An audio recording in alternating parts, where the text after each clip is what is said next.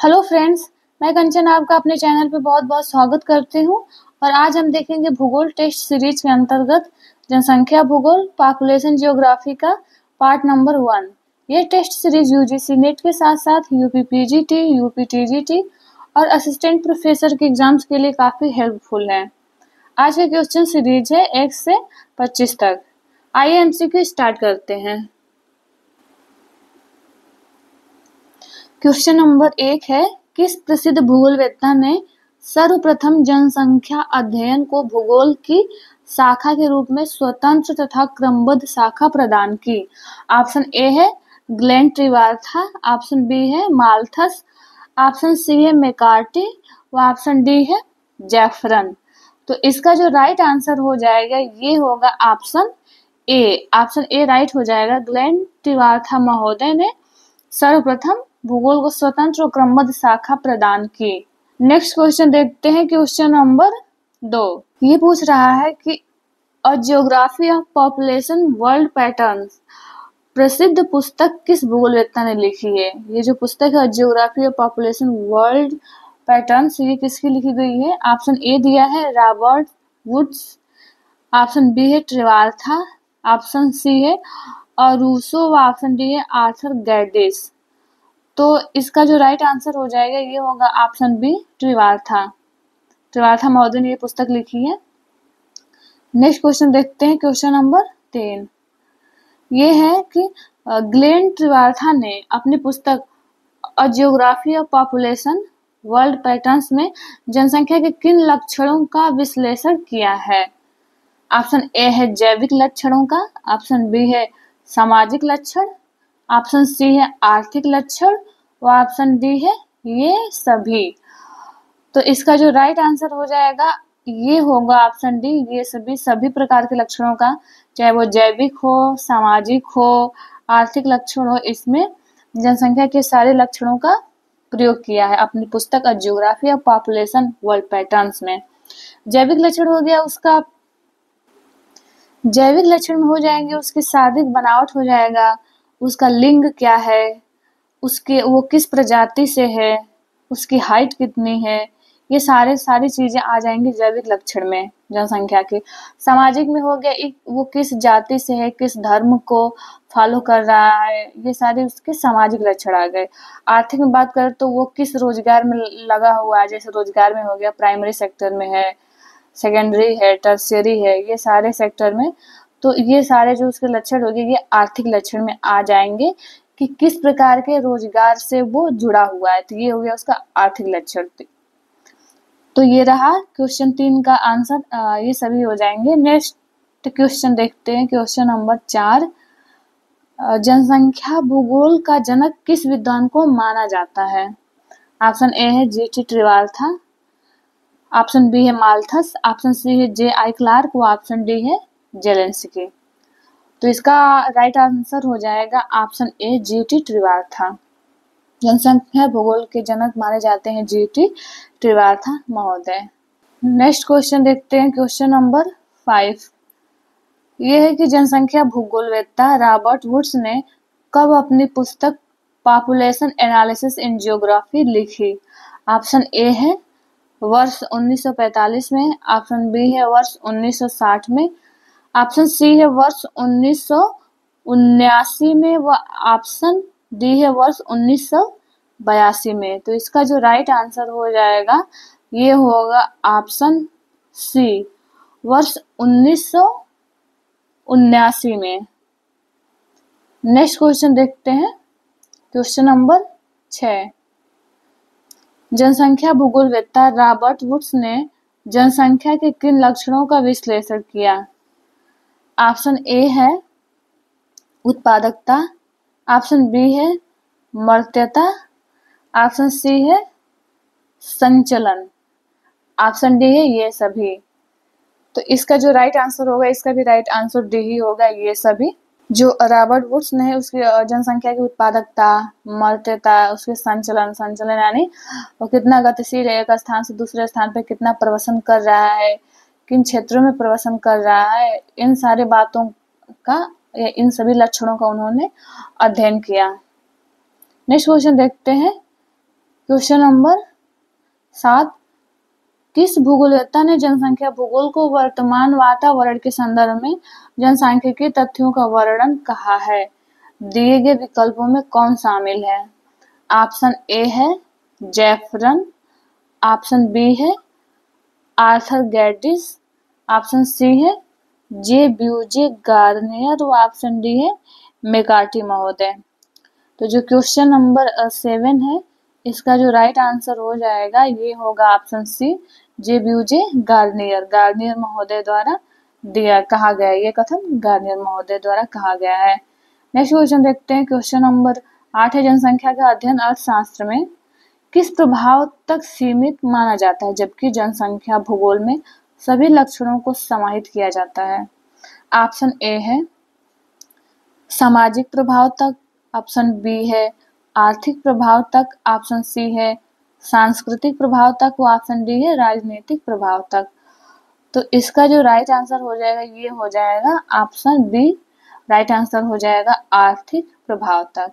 Next question देखते हैं। Question number 9, इतिहास में मनुष्य के किस लक्षणों का अध्ययन समय के संदर्भ में किया जाता है? ऑप्शन ए है सामाजिक लक्षणों का, ऑप्शन बी है आर्थिक लक्षणों का, ऑप्शन सी है सांस्कृतिक लक्षणों का और ऑप्शन डी है ये सभी। तो इसका जो राइट आंसर होगा ये हो जाएगा ऑप्शन डी। इसमें भी सारे के सारे सही हैं, सभी लक्षणों का सामाजिक, आर्थिक या सांस्कृतिक हो, सभी का हम अध्ययन करते हैं इतिहास के, मतलब मनुष्य के इतिहास में ऐतिहासिक लक्षणों के रूप में सबका। नेक्स्ट क्वेश्चन देखते हैं। क्वेश्चन नंबर 10, निम्न में से कौन जनसंख्या भूगोल के आंकड़ों के स्रोत में शामिल है? जनसंख्या भूगोल के आंकड़ों में कौन कौन शामिल है? ऑप्शन ए है जनगणना शामिल है, ऑप्शन बी है सर्वेक्षण, ऑप्शन सी है निबंधन व ऑप्शन डी है ये सभी। तो जनसंख्या आंकड़ों के स्रोत में सभी के सभी शामिल हैं। ऑप्शन डी राइट आंसर हो जाएगा इसका। क्वेश्चन नंबर 11 देखते हैं। निम्न में से कौन द्वितीयक आंकड़ों के मुख्य स्रोत है? इसमें द्वितीयक आंकड़ा बताना है। द्वितीयक आंकड़े ये होते हैं जो कि प्राथमिक आंकड़े हमें प्राप्त होते हैं प्राइमरी डाटा से, हम फिर जो डाटा प्राप्त कर अपने उपयोग के लिए प्रयोग करते हैं उसे हम द्वितीयक आंकड़ों के रूप में जानते हैं। तो इसमें पूछ रहा है कि द्वितीयक आंकड़ा का मुख्य इसमें से स्रोत कौन सा है? तो देखते हैं। इसमें ऑप्शन ए है आवास प्रवास प्रतिवेदन, ऑप्शन बी है प्रतिदर्श सर्वेक्षण का प्रकाशन, ऑप्शन सी है संयुक्त राष्ट्र संघ द्वारा प्रकाशित आंकड़े और ऑप्शन डी है प्रक्षेपण आंकड़ा। तो इसका जो राइट आंसर हो जाएगा ऑप्शन सी हो जाएगा संयुक्त राष्ट्र संघ द्वारा प्रकाशित आंकड़े। ये हो जाएगा अद्वितीयक आंकड़ा का स्रोत। इससे हम लेकर कोई डाटा या कोई अपना रिसर्च पेपर या कुछ भी कार्य करते हैं इस डाटा का प्रयोग करके, तो ये आएगा हमारे लिए द्वितीयक आंकड़ों के स्रोत के रूप में। नेक्स्ट क्वेश्चन देखते हैं। क्वेश्चन नंबर 12, निम्न में से किस प्राचीन ग्रंथों में जनगणना का इतिहास उल्लेखित पाया जाता है? ठीक, देखते हैं इसका ऑप्शन है ऑप्शन ए कौटिल्य रचित अर्थशास्त्र में, ऑप्शन बी है आईने अकबरी, ऑप्शन सी है ए व बी दोनों, ऑप्शन डी है इनमें से कोई नहीं। तो इसका जो राइट आंसर होगा ये हो जाएगा ऑप्शन सी ए व बी दोनों। हमें कौटिल्य रचित अर्थशास्त्र व आईने अकबरी, इन दोनों कह सकते हैं कि इन दोनों किताबों में हमें जो है कि जनगणना के इतिहास का वर्णन मिलता है। ठीक, नेक्स्ट क्वेश्चन देखते हैं। क्वेश्चन नंबर 13 है, आधुनिक जनगणना पद्धति एवं व्यवस्थित ढंग से जनगणना सर्वप्रथम विश्व के किस देश द्वारा कराई गई थी? ऑप्शन ए है अमेरिका, ऑप्शन बी है स्वीडन, ऑप्शन सी है ब्राजील व ऑप्शन डी है न्यूजीलैंड। तो इसका जो व्यवस्थित ढंग से सर्वप्रथम विश्व में जहाँ पे जनगणना हुई आधुनिक रूप से, वो है इसका राइट आंसर हो जाएगा ऑप्शन बी स्वीडन। स्वीडन द्वारा सर्वप्रथम आधुनिक जनगणना पद्धति व्यवस्थित ढंग से जनगणना करवाई गई थी। क्वेश्चन नंबर 14 देखते हैं। ये पूछ रहा है आधुनिक पद्धति एवं 10 की जनगणना 1890 ईस्वी में सर्वप्रथम विश्व के किस देश में हुई थी? तो ऑप्शन ए है भूटान, ऑप्शन बी है भारत, ऑप्शन सी है संयुक्त राज्य अमेरिका में हुआ था, या ऑप्शन डी है ब्रिटेन में। तो ये हमें देखने को मिलता है, इसका राइट आंसर हो जाएगा ऑप्शन सी संयुक्त राज्य अमेरिका। नेक्स्ट क्वेश्चन देखते हैं, क्वेश्चन नंबर 15। भारत में पहली जनगणना 1872 ईस्वी में किस गवर्नर जनरल के समय में कराई गई थी? ऑप्शन ए है लॉर्ड कॉर्नवालिस, ऑप्शन बी है लॉर्ड मेयो, ऑप्शन सी है लॉर्ड कर्जन, व ऑप्शन डी है लॉर्ड लिटन। तो इसका जो राइट आंसर हो जाएगा ये होगा option B Lord Mayo. Lord Mayo के काल में सर्वप्रथम भारत में पहली जनगणना 1872 ईस्वी में करवाई गई थी। नेक्स्ट क्वेश्चन देखते हैं, क्वेश्चन नंबर 16। ये है कि प्रतिदर्श सर्वेक्षण में जनसंख्या के किस लक्षणों से संबंधित सूचनाओं का संग्रह होता है? ऑप्शन ए है सामाजिक, ऑप्शन बी है आर्थिक लक्षणों का, ऑप्शन सी है मर्त्यता के लक्षणों का, व ऑप्शन डी है ये सभी। तो जो भी प्रतिदर्श सर्वेक्षण होते हैं उसमें हम ये सारे लक्षणों का प्रयोग किया जाता है सूचना संग्रह के लिए। तो इसका राइट आंसर हो जाएगा ये सभी। नेक्स्ट क्वेश्चन देखते हैं, क्वेश्चन नंबर 17 है, भारत में राष्ट्रीय प्रतिदर्श सर्वेक्षण संगठन की स्थापना किस वर्ष की गई थी? ऑप्शन ए है वर्ष 1950 में, ऑप्शन बी है वर्ष 1955 में, ऑप्शन सी है वर्ष 1960 में, और ऑप्शन डी है वर्ष 1970 में। इसका जो राइट आंसर हो जाएगा ऑप्शन ए वर्ष 1950 ईस्वी में भारत में राष्ट्रीय प्रतिदर्श सर्वेक्षण संगठन की स्थापना की गई थी। नेक्स्ट क्वेश्चन देखते हैं, क्वेश्चन नंबर 18। राष्ट्रीय प्रतिदर्श सर्वेक्षण संगठन के आंकड़ों में किन आंकड़ों का संग्रह पाया जाता है? दिए गए आंकड़ों में से कौन से इसमें शामिल होते हैं? देखते हैं, ऑप्शन ए दिया है पारिवारिक आय, ऑप्शन बी है कुछ ग्रामीण वस्तुओं के मूल्य, ऑप्शन सी है जोत का आकार, व ऑप्शन डी है ये सभी। तो इसका राइट आंसर हो जाएगा ऑप्शन डी ये सभी। ये सारे के सारे आंकड़ों का संग्रह किया जाता है राष्ट्रीय प्रतिदर्श सर्वेक्षण संगठन के द्वारा। नेक्स्ट क्वेश्चन देखते हैं, क्वेश्चन नंबर 19। ये पूछ रहा है, प्रतिदर्श के प्रकार को मुख्यतः दो प्रकारों में विभाजित किया जाता है, दिए गए प्रकारों की पहचान कीजिए।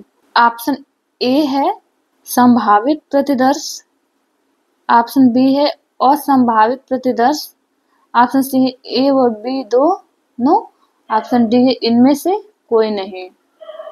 तो इसका जो राइट आंसर हो जाएगा ये हो जाएगा ऑप्शन सी ए व बी दोनों। जो संभावित प्रतिदर्श व असंभावित प्रतिदर्श दोनों प्रकार हैं, हम कह सकते हैं तो प्रतिदर्श के।